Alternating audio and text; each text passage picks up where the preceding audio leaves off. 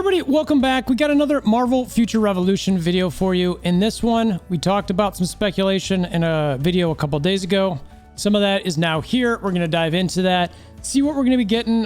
Sounds like we're going to be getting information, some things to watch here in under the next week. Live stream, chillin', some updates. Is this good or bad? I want to hear from you. As always, with anything like this, I need to see it in actual implementation before I really see how I feel about it. But we're going to give it a first take. If you're new to the channel, check out the Discord link in the description below. Hammer down like buttons, notification bells, all that kind of thing. And let's check out what we got.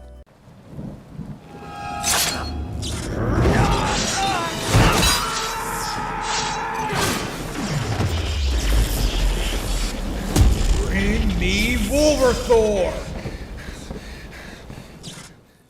All right, so the first thing we got was a live stream notice. This is going to be on March 1st, which will be next Tuesday. Look, it's a Chillin' with Danny stream. What I like about the most about this, let's talk balance with the dev team. Danny's been in the game for a long time, and I mean like the video creation game, knows quite a bit about things, can reference lots of different games, understands how things work. So I'll be curious to see how that sort of goes. Obviously, it's a... They have a relationship there, so it's not going to be like at least I don't expect it to be like a grill session or anything like that, but I would love if it was. But yeah, so I'll check that out. Looks like they're going to talk about some introduction to some stuff that we're going to get into here in a second. The content stuff, we've seen a lot of this in their roadmap. The Alliance Raid, that's a tentative name, Squad Battle, Epic Invasion Rework. So I'm actually happy with one of the things they're saying with that. The thing that I do want to, well, I'll get to it when I get to it a little bit, but high level, some of the stuff that they're already reworking, I'm glad to see them do.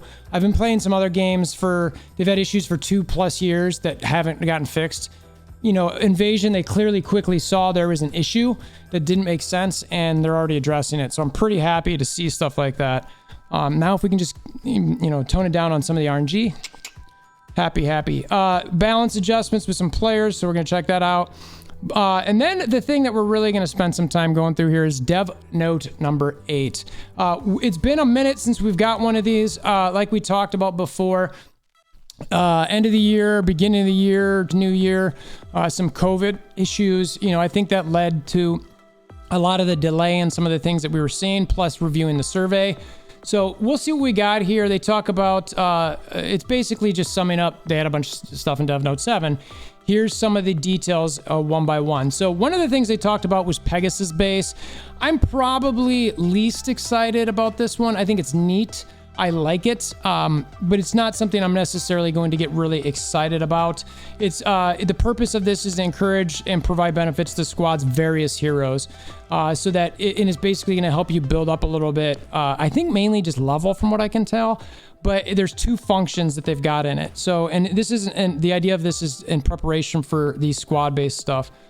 The first thing that they're going to have is missions, and you're basically going to auto-complete uncompleted missions, such as epic side and surprise missions. So surprise missions, maybe that's something different, based on the hero with the highest epic mission progress.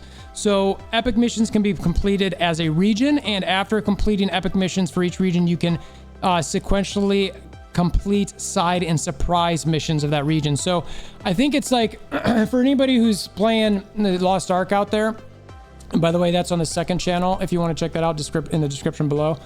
What they've got in there is something called a knowledge transfer. Where basically, if you have your main character and you go through an area, you can take that knowledge and transfer it to one of your other characters so that they've basically gone through it. This I see as somewhat similar, where it's just like, okay, I've already done Midgardia. Now I want to already be done with Midgardia on Magic. So there you go. Now I'm assuming and hoping this is just a time-gated thing.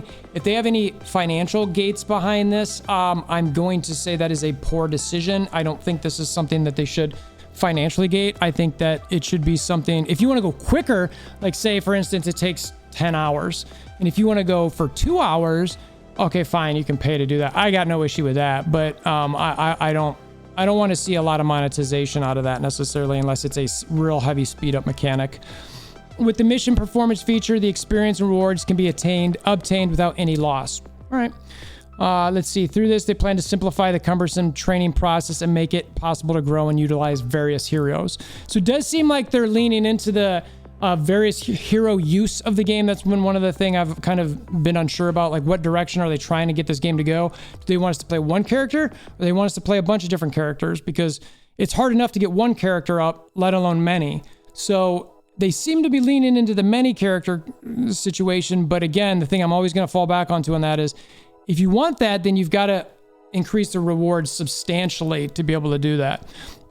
Supply storage is the next thing that they've got on here.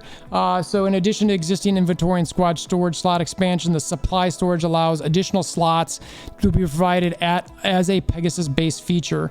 The difference from the existing storage feature is that it expands the slots of all the heroes in the squad at the same time. Slots expanded through the supply storage are applied in addition to the existing inventory and squad for storing larger quantities. Conditions for using the supply storage are determined by the growth of your squad, heroes, companions. We encourage you to train your squad's heroes through mission performance, etc., etc.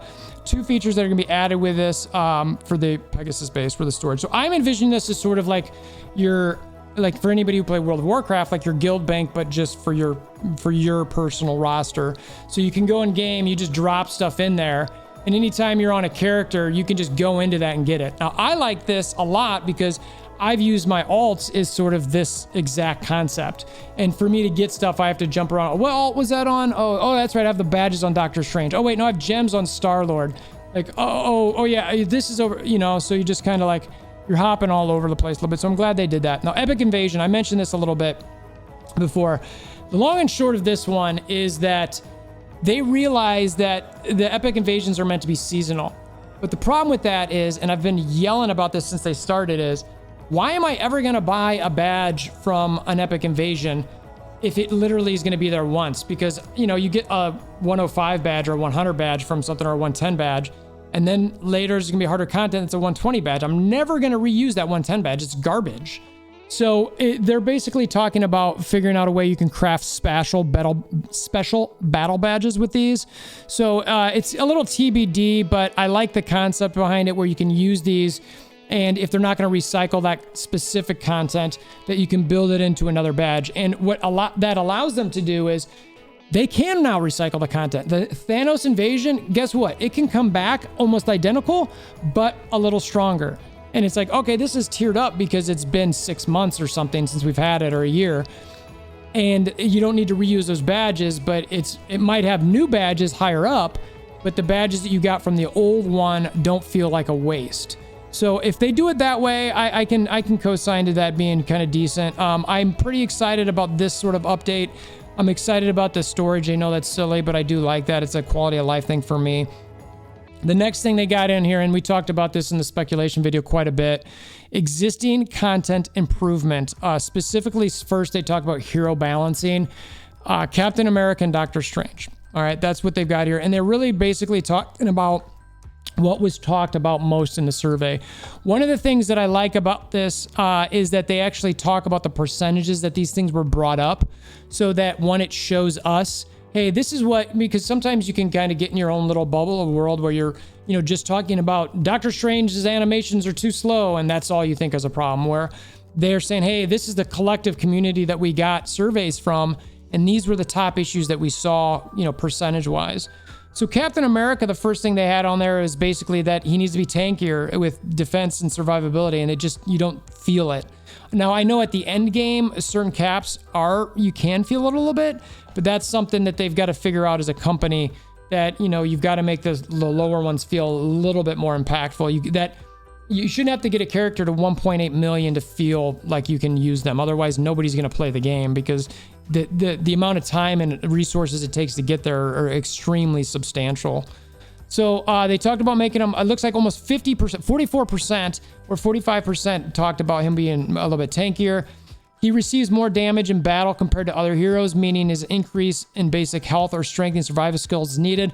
I tend to agree with that. Anybody in melee range does need to be a little bit beefier or have more dodge mechanic type things, because you're in the midst of everything. As a Widow, I feel that a lot as well, even though I've got some ways to escape. Alt, I disappear, but I still take damage. Skill accuracy rate is needed. Okay. So they just gave the percentages that they said the dev team fully understands the issues here, and they've decided to improve Captain America's specialization and balance in a way to clearly show the concept of a tankier more clearly through this update. So I'd expect him to be tankier. You know, I talked about some speculation in the last video that I did. I certainly see some sort of mechanic where, you know, if this guy's about to die, he's not gonna die. He's gonna keep going all day, right? And he's just still there. He's still fighting. He's not giving up. I mean, you know, you saw him in Endgame, just like his shield broken, but he's just still coming.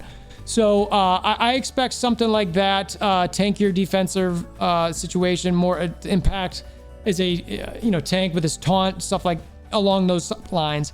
Doctor Strange, this is the one that we've been talking about the most. Attack speed is slow due to long skill animation, 40%. Obviously, we knew that. Improvements needed for reducing ineffective specializations. That was a high percentage as well. Based on the opinions, they've planned to reduce the skill animation delay through this update.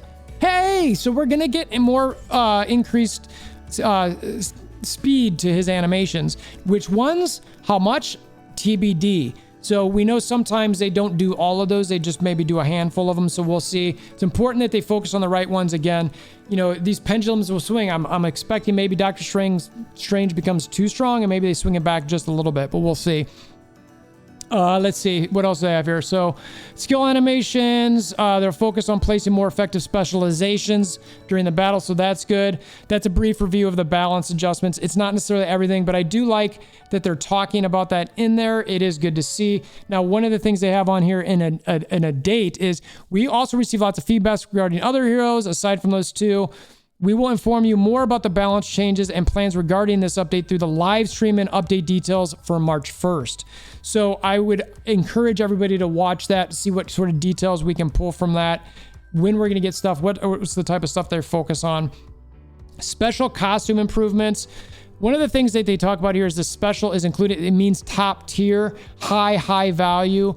Even though special costumes are of higher value than region, they observe that the skill level increase effective skill special costumes set effect to be relatively less useful depending on the hero class. So they're going to try to make improvements. Special costume improvements will be adjusted for all hero special costumes.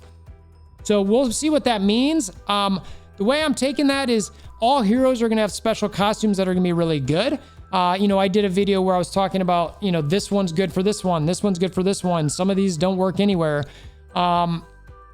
So I could see them going, you know what? We want every special costume to be good on every hero. So that way if you get a good special costume, it's good. It just depends what play type or what sort of play, how you want to play as a character. Like if you want to do this set of skills or that set of skills, that's what I would think they'd mean by this. Now, the next thing they have on here is very intriguing and interesting to me. PvP content balance adjustment. Recently, there was many cases of being too easily defeated in Dimension Duel, Omega Wars, and Dark Zone due to a growth gap. I don't know what they mean by growth gap, but I'm assuming power differential. This increasing gap is unbecoming and is reducing the overall fun of the game, so we will try to calibrate the rules to compensate for this. We plan to adjust the PvP content based on prevent defeat even before a fight by adjusting the damage that occurs in PvP to make the battle more immersive and allow agents to study the optimal efficiency. They talk about wanting to do this in Dimension Duel, Mega War, and Alliance Mega War, and Dark Zone. The damage rules of other contents will be retained, and the 4 contents mentioned prior will have a separate calibration. All right, so what I take from this, I get worried about if they make it so that somebody pays a bunch of money and gets super strong and they can more easily be defeated by somebody who's way less powerful than them. Netmarble, be careful with that because you're going to lose a lot of your people who are helping fund your game. If they're talking about one-shot mechanics and because they're in the game and that's terrible and they're going to fix that, yes, please. Yes, please. Now, I think it's probably has to do more with one-shot mechanics and that it's less likely that you can just come in and just hit somebody and they're dead.